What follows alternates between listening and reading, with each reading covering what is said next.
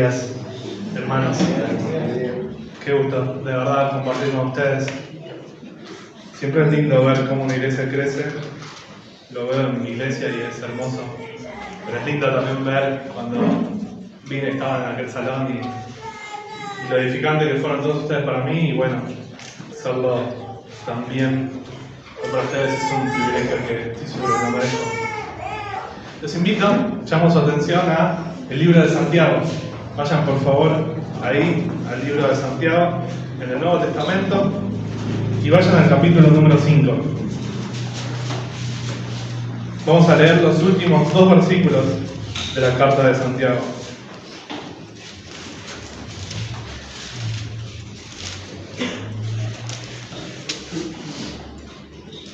Dice así la palabra del Señor.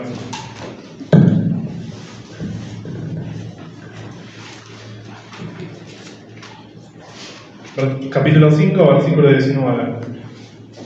Hermanos míos, si alguien de entre ustedes se extravía de la verdad y alguien le hace volver, sepa que el que hace volver a un pecador del error de su camino salvará su alma de muerte y cubrirá multitud de pecados. ¿Me acompañan en la oración? Señor, ayúdanos ahora a pensar en tu palabra, a poder meditar profundamente en lo que vos inspiraste para nosotros y para nuestros corazones.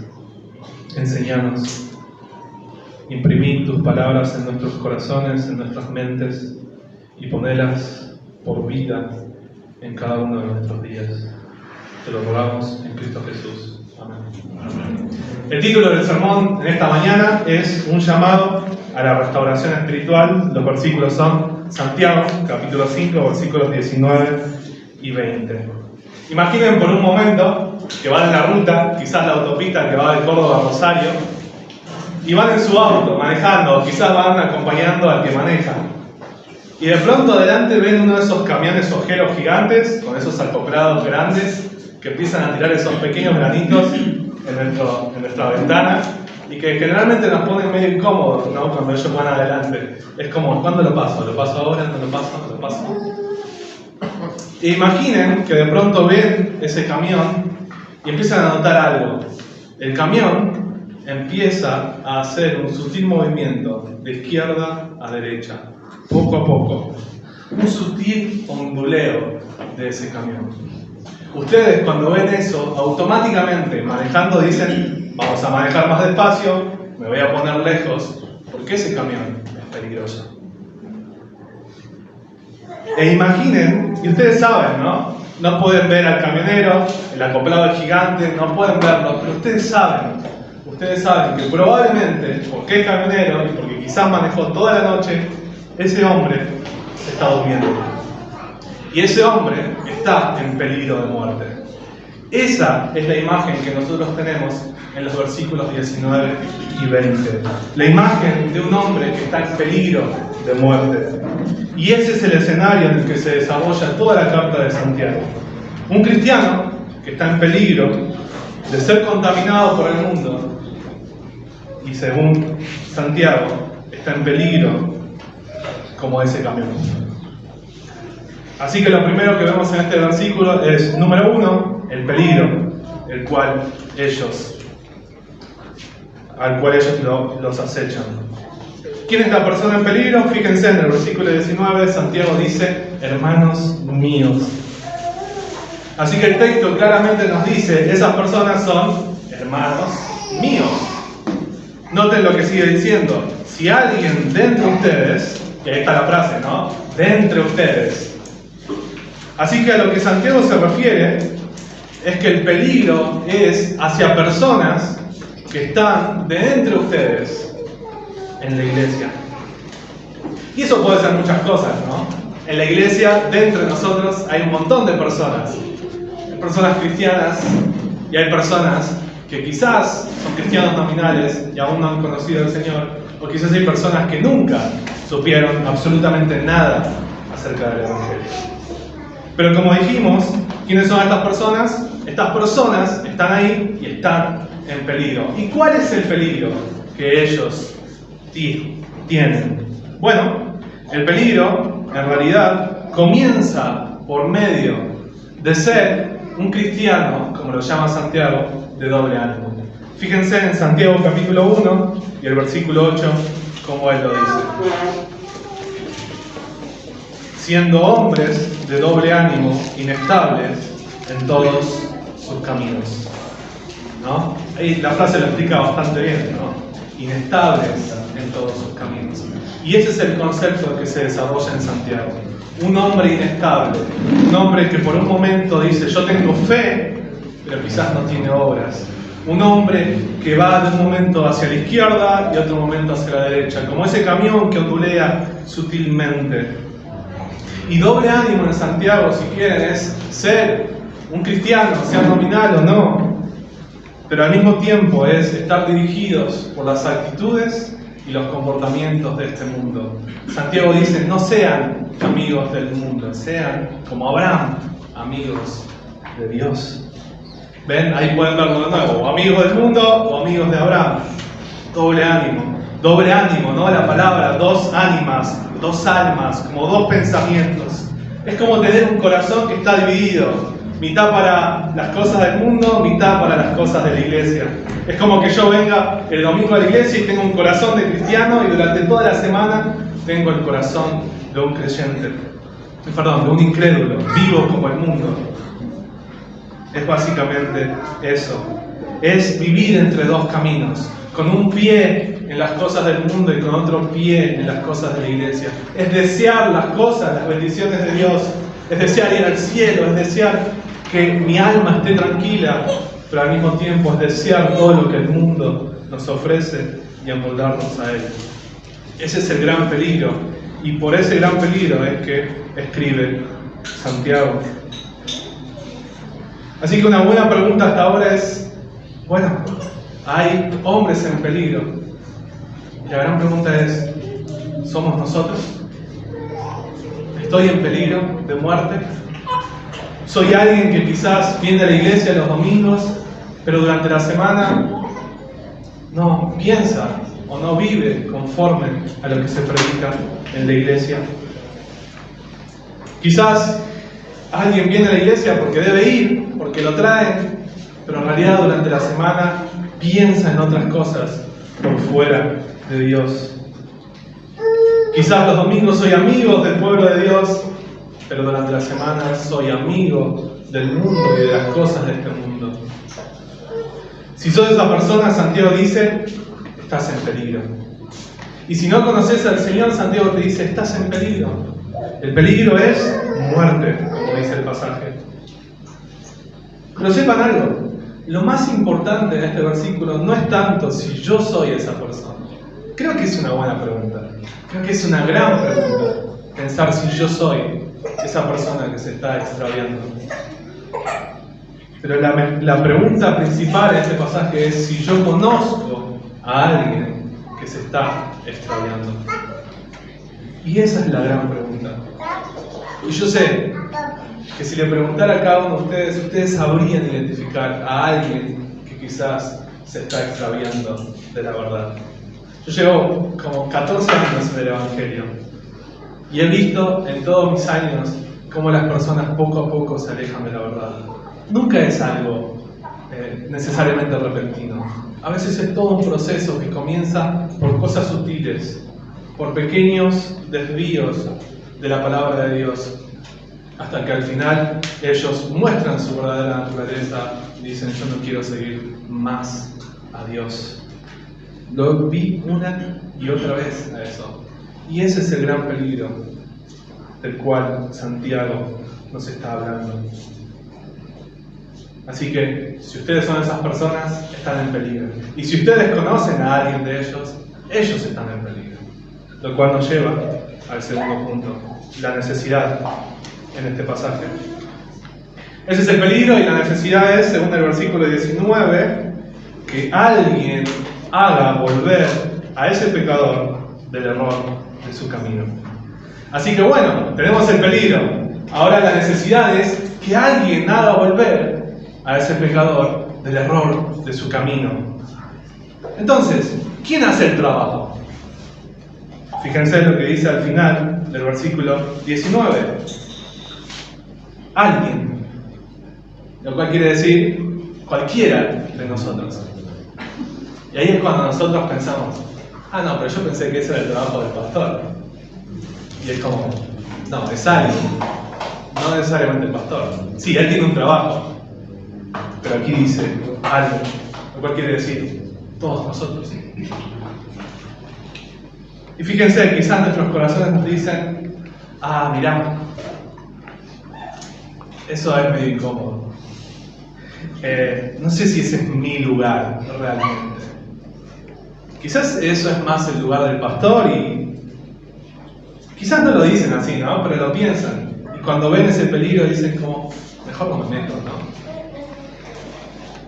Y quizás en sus corazones están pensando, ¿soy yo acaso guarda de mi hermano?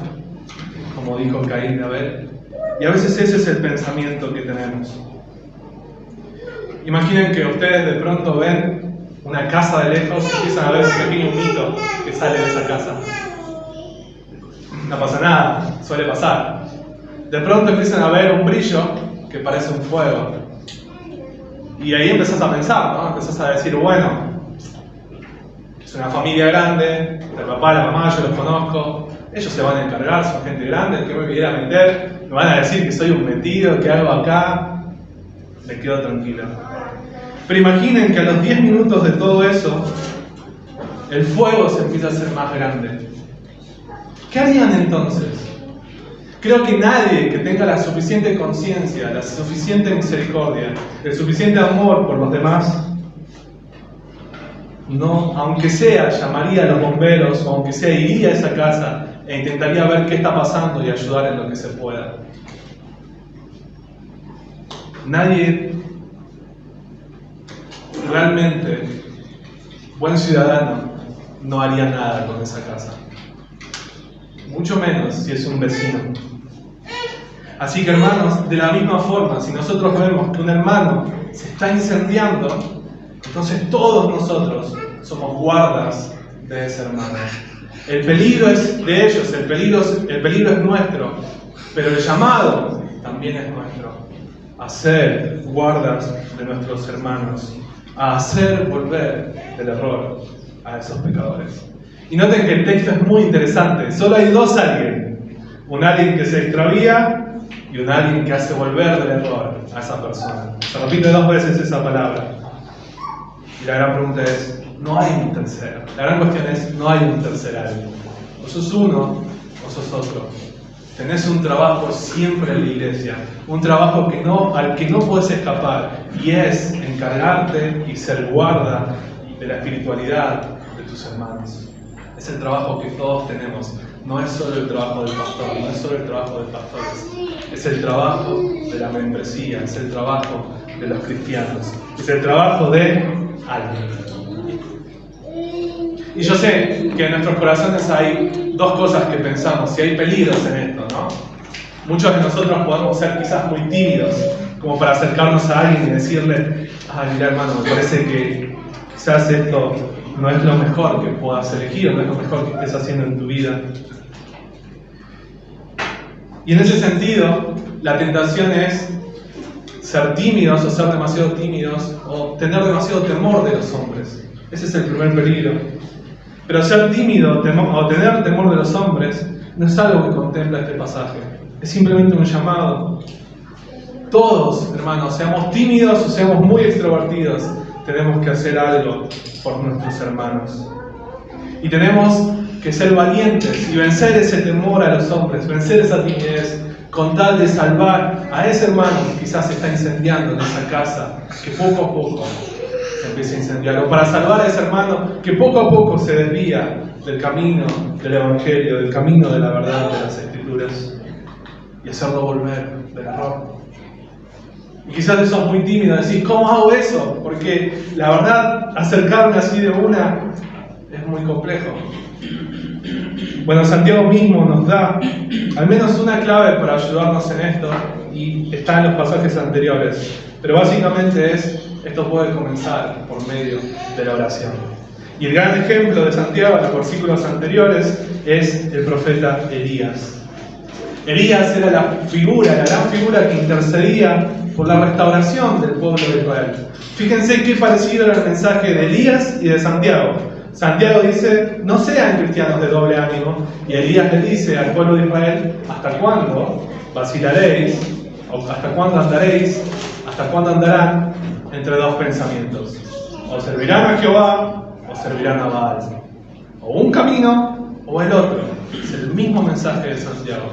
Y el gran ejemplo que Santiago usa de Elías es que Elías oró fervientemente.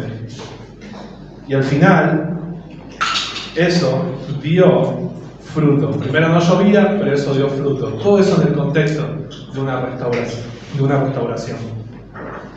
Así que esa es quizás la manera en la que pueden comenzar. El segundo peligro en todo este mandamiento es que podemos ser demasiado insensibles.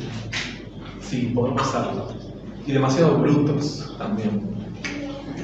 Tener falta de tacto y dañar a los demás.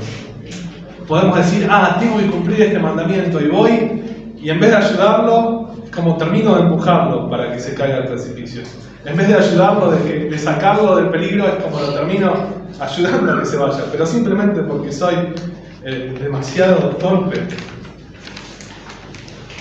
Pero aún en esta actitud, Santiago tiene algo que decirnos. Santiago en el capítulo 4, en el versículo 11 y 12, nos dice algo que es muy importante cuando pensamos en esta cuestión. Él dice en el capítulo 4, versículo 11 y 12, hermanos, no hablen mal los unos de los otros. El que habla mal de un hermano o juzga a su hermano, habla mal de la ley y juzga la ley. Pero si tú juzgas a la ley, no eres cumplidor de la ley, sino juez de ella.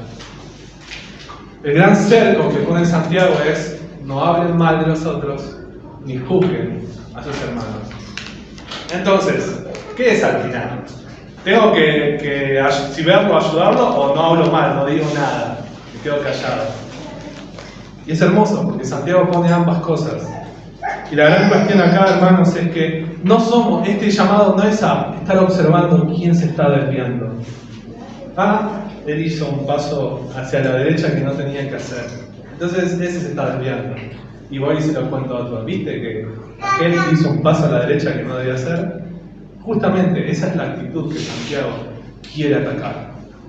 Que nosotros, cuando pensamos en nuestros hermanos, queremos cuidarlos, no, bajo ningún motivo, de ninguna forma, tomemos eso como pretexto para hablar mal de los demás o para hacer un juicio sobre los demás. Eso es un peligro aún peor, y Santiago dice, no hagan eso. Así que el llamado no es a ponernos encima en un banquito y mirar a todos desde arriba y ver quién se está desviando, no. El llamado es más allá que eso. El llamado es a un cuidado sincero de nuestros hermanos. Y la gran cuestión está ahí, hermanos. Cuando nosotros vemos eso, la actitud no debe ser, voy y lo hablo con otra persona sobre él. Si yo hago eso, yo estoy hablando mal de mi hermano. Y fíjense que eso es muy sutil. Ahí está, pienso yo, en la iglesia, a veces una tentación de saber todo, de conocerlo todo, ¿no? Y comparto con mi hermana y te digo, che, ¿viste este hermano o esta hermana? No, la verdad no anda tan bien. Pero eso no es lo que deberíamos hacer. Según este pasaje, yo debería ir hacia él y ayudarlo a volver. Quizás voy y no puedo ayudarlo a volver. Y ahí voy a los pasajes anteriores que hablan acerca de los ancianos y le digo, ancianos, ayúdenlo. Pero él no es el llamado a hablamos entre todos y vemos cómo él se va perdiendo poco a poco. Al final, yo sabía que sí, yo sabía. Era obvio, venía mal. Es el mismo pretexto que decir, no lo voy a ayudar, él va a la iglesia todos los domingos, ya escuchó un montón de veces. ¿Qué voy a decir yo? Son pretextos, y según Santiago, son actitudes completamente malignas. A veces queremos saber, simplemente por saber cómo están los demás, pero no estamos dispuestos a ir y hacer volver el error a esas personas. Y ese es el gran llamado aquí, mis hermanos. Volvamos a la ruta con nuestro auto. Ya pasamos el camión. Gracias a Dios lo pasamos, no pasó nada. Pero la verdad que es tarde y estamos cansados. Y ustedes saben, cuando van en auto cansados, uno se va a dormir, ¿no? Esperemos que no sea el que maneja, porque ese es un peligro. Pero imaginen que en ese viaje de pronto el auto en la autopista empieza a desviarse hacia la derecha. ¿Qué harían ustedes? Obviamente, si se voltean a ver al conductor, el conductor se durmió. La gran pregunta es, ¿qué harían? Opción 1, soy demasiado tímido, no voy a decir nada. Él sabe manejar, ¿para qué lo voy a molestar? Nadie haría eso, ¿no? Opción 2, soy demasiado bruto, agarro el volante y pego un grito re grande y le muevo el auto y el auto en vez de salir a la derecha sale a la izquierda y el accidente se da de todas maneras. Esos son los dos ejemplos. Hermanos, nosotros tenemos que ser hermanos con corazones sensibles, que agarren con firmeza el volante de mi hermano, que griten con amor hacia ellos y que nos pongamos firmes con ellos en la ruta que nos dirige hacia la gloria final, la ruta del Evangelio. Pero tenemos que ser cuidadosos. Tenemos que tomar en cuenta estas advertencias. No dejar de tomar el volante, y si lo tomamos, tomarlo con seguridad, con firmeza, mas no con dureza. Así que ahí tenemos el peligro, aquí tenemos el llamado, y finalmente tenemos el resultado.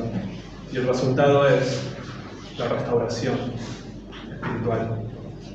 Fíjense en el versículo número 20. Sepa que el que hace volver a un pecador del error de su camino, acá está el resultado, salvará su alma de muerte y cubrirá multitud de pecados. El pecado, ¿no?, según el versículo 20 y según las Escrituras, siempre lleva a la muerte. Y esa es la gran cuestión acá. Luego el texto nos dice nuevamente que ese pecado será cubierto. Y claramente todas esas palabras no tienen que ver con nosotros, sino que tienen que ver con Dios. Pero tengan esto en cuenta. Dijimos que nosotros tenemos un rol que cumplir a la hora de salvar almas de la muerte. Sí, nosotros estamos acostumbrados, ¿no?, a hablar de Dios que salva almas de la muerte. Y es cierto, nosotros no podemos salvar a nadie. Nosotros no podemos ser Jesús para mis hermanos, pero sí podemos ser un medio de gracia para ayudar a salvar a nuestros hermanos de la perdición, del error, del desvío y de todo lo que trae el pecado. En la fe, hermanos, el pecado quizás no nos puede volver a condenar eternamente, pero sí nos las puede hacer pasar muy mal. Nos puede hacer muy mal.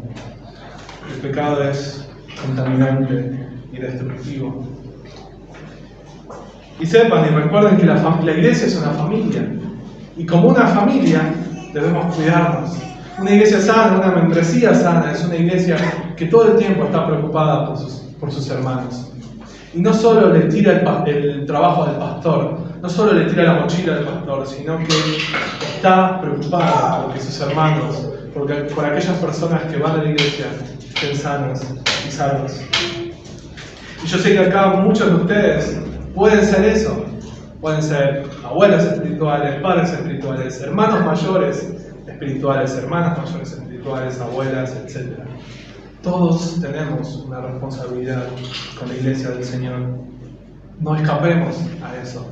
Seamos aquellos que, quizás si nuestros hermanos no ven las señales en el camino, que toquemos bocina fuerte diciéndoles: vuélvanse, que ese no es el camino, vuélvanse, que ese no es el camino, antes de que se accidenten. Asimismo es interesante, ¿no? El texto dice que cubrirá multitud de pecados. Y en la experiencia, ¿no?, nosotros, quizás cada uno de los que tenemos un buen tiempo en la fe, podemos recordar aquellos momentos en los que alguien nos predicó o alguien nos exhortó, nos mostró algo en la palabra, y nos hizo ver que estábamos desviándonos, que estábamos mal. Y eso nos trajo restauración y dijimos, wow, claro, yo estaba ahí, estaba en ese patrón de pecado, o estaba sucumbiendo ante esa tentación. Estaba deseando, ¿no?, como los israelitas, volver a Egipto por esas cosas que teníamos antes. Y ahí nos dimos cuenta, ¿no? Volvimos. Y todos agradecemos por eso. Es exactamente eso, hermanos. Ayudar a nuestros hermanos a que se den cuenta, a veces, de que el mundo o el pecado los está contaminando. Así que si por la gracia de Dios después de eso no volvimos a ese camino, ciertamente se cubrieron multitud de pecados. Y obviamente, ¿no?, quien cubre pecados al final no somos nosotros, es la obra de Dios y la obra de Jesús en la cruz. Y esa es la gran cuestión. Qué glorioso, hermanos, qué glorioso, iglesia, que Jesús haya muerto y haya cubierto toda la paga por esos pecados, en los cuales anduvimos desviados por mucho tiempo, pero ahora ya no más. Qué glorioso saber que Jesús perdona todas nuestras culpas. Esto es como cuando vamos a comer, ¿no? Comemos todos, pedimos, y al final viene la cuenta. Y ahí es cuando todos nos miramos y empezamos a pensar, ¿para qué pedí esto? ¿No? Y de pronto alguien viene y dice, hermanos o amigos, invito yo pago, yo cubro los gastos. Y ahí nosotros como, Dios hace lo mismo.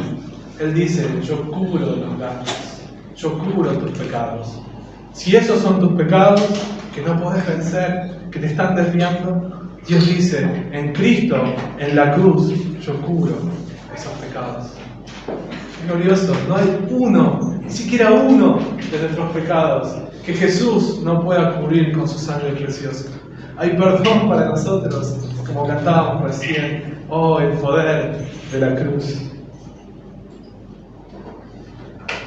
Así que ese es el gran peligro, ese es el gran llamado y ese es el resultado.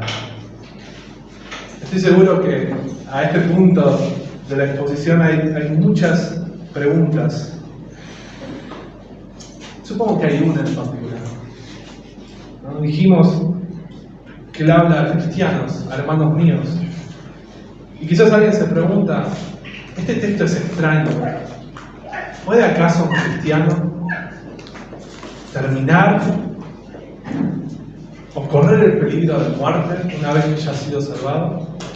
Y nosotros enseñamos que no. Nosotros enseñamos que vamos a perseverar hasta el final. Si la gracia del Señor nos alcanzó, eso nos va a llevar hasta el fin de nuestra vida. Y eso es glorioso. Entonces, ¿por qué esta advertencia tan fuerte? ¿Por qué este texto tan extraño? ¿Por qué un texto que nos advierte de algo que en realidad, si estamos en Cristo, no nos puede pasar? Y ante esto, hermanos, podemos decir que si está en la palabra es un mandamiento serio. Y si Dios lo inspiró es un mandamiento serio. Y que nosotros, en un sentido, no somos quienes para criticar a Dios como Él decide mantenernos en el camino. Este tipo de mandamientos en las Escrituras, creo, sirve para darnos una mayor seriedad de lo que puede suceder con nosotros si nos relajamos demasiado y decimos, no pasa nada, el pecado ya no puede hacerme nada. Hermanos, Satanás no piensa como nosotros. Él no piensa, bueno, este cristiano ya está salvado, no le voy a hacer nada, total, ya no me lo puedo llevar conmigo, no le voy a hacer nada. No, él va hasta lo último de tus días, va a tentarte, va a querer que caigas en el pecado porque él quiere destruirte. No importa que ya seas salvo, él quiere destruirte igual. Él sabe que no puede, y él sabe que no puede, e igual fue y tentó a Jesús. Y así no lo va a hacer con nosotros. Y nosotros a veces pensamos, bueno, yo soy salvo, no puede pasar nada. Y somos superficiales con el pecado. Y creo que este tipo de mandamiento justamente está para eso. para que si nosotros somos superficiales con el pecado, bueno, reaccionemos y nos demos cuenta que el pecado nunca es un juego. Que un pecado lleva a otro y esos dos pecados llevan a otros miles. Y la vida puede ser muy desdichada cuando cedemos ante el pecado, aún siendo cristianos. Así que es como una gran advertencia esto, es un gran cartel que dice: peligro, el pecado sigue siendo peligroso. Tengan mucho cuidado. Otro viaje más. Cuando era más joven, yo soy de Salta, veníamos justamente para Córdoba con unos amigos en una camioneta. Y cuando veníamos, éramos todos de la misma edad. Entonces imagínense esa camioneta, éramos polvones, nos reíamos de todo, todos éramos súper jóvenes, así que todo era un chiste y todos nos reíamos. Y veníamos así, ¿no? En ese tono. Bla, bla, bla, bla.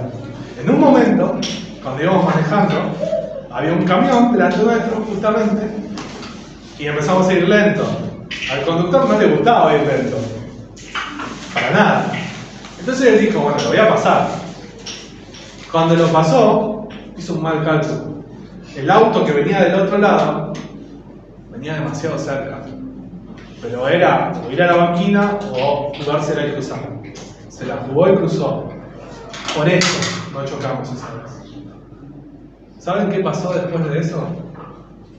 Nos quedamos todos callados. Nadie dijo una palabra. Yo creo que estuvimos en silencio como por 10 minutos. Hasta que mi amigo prendió la radio y puso música cristiana. Como que ahí empezó a aflorar, ¿no? Pero fue porque vimos la muerte cara a cara. Fue porque vimos el peligro en el que estábamos. Y a veces solo cuando escarmentamos, reaccionamos. Solo cuando a veces vemos una disciplina en la iglesia, realmente nos empezamos a preguntar: ¿cómo estoy? Cuando vemos que las cosas nos salen realmente mal y todo se desmadra, ahí realmente me empiezo a preguntar: ¿cómo estoy?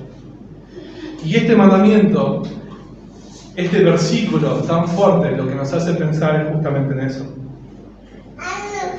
Que no debemos ser superficiales con el pecado mío y mucho menos con los de nuestros hermanos. No debemos ser duros, no debemos ser legalistas, pero tampoco debemos ser libertinos.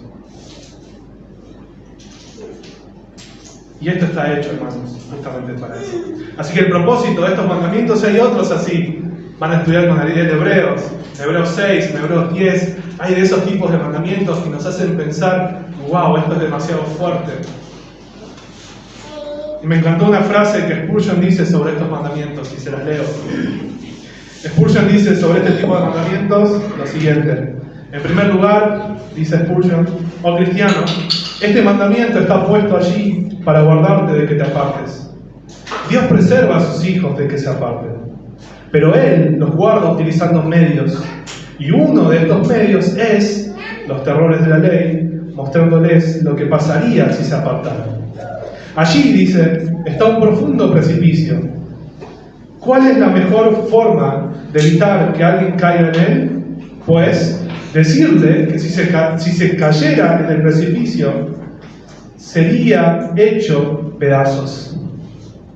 En lo profundo de algún viejo castillo hay una bodega, donde se ha acumulado una gran cantidad de aire sin renovar, y que mataría a cualquiera que entrara allí. ¿Qué dice el guía?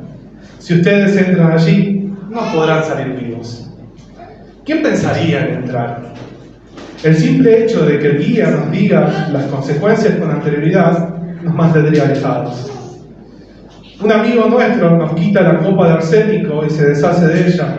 No quiere que la tomemos y dice: si lo tomas, te matará. ¿Acaso supone él por un momento que debemos tomarlo? No. Nos comenta las consecuencias y se asegura de que no lo hagamos. Así Dios dice: hijo mío, si te caes en ese precipicio, serás hecho pedazos. ¿Qué hace entonces el hijo? Dice: Padre, guárdame, sosténme y estaré seguro.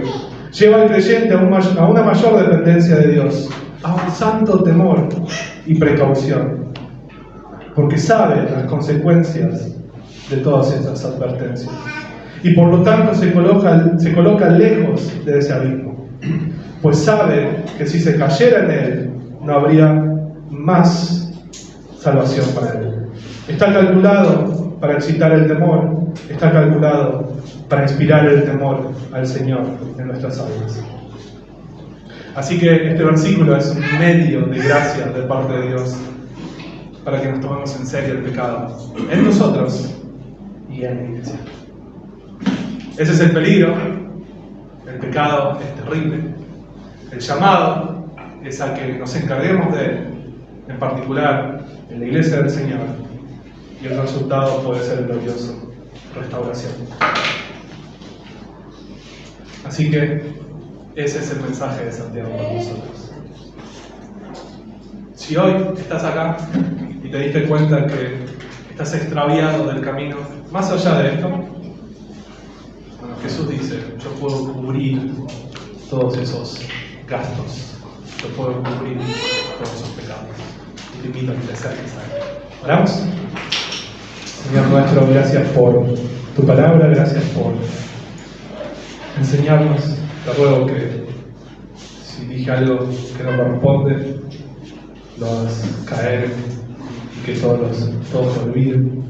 Pero te ruego, Señor, que si no es así, tu palabra pueda explicar, que nos ayudes a obedecerla y a ser cuidadosos y a ser cristianos rescatistas de otros cristianos. Y también cristianos rescatistas de las personas que están extraviadas y que van directo a la perdición. Ayúdanos en esto, te lo ruego en el nombre de Cristo.